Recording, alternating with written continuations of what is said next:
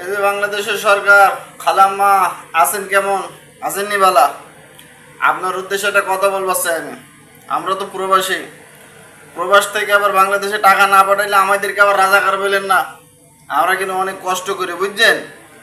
আমরা প্রবাসে অনেক কষ্ট করি, তবে আপনার কারণে বাংলাদেশের যে পরিস্থিতি, এই পরিস্থিতির কারণে আমরা প্রবাসীরা বাংলাদেশে কোনো রেমিটেন্স পাঠাবো না, কোনো ব্যাংকে টাকা পাঠাবো না।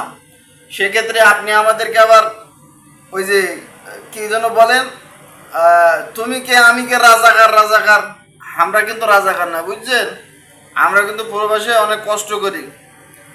আপনারা দেশ ঠিকভাবে চালান, আপনি দেশের জনগণের সব দিক দিয়ে বিবেচনা করেন, সবার অগ্রাধিকার দেন।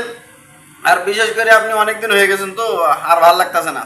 আপনি সরে যান, আপনি সরে গেলে সব ঠান্ডা বাংলাদেশ, বুঝছেন খালা?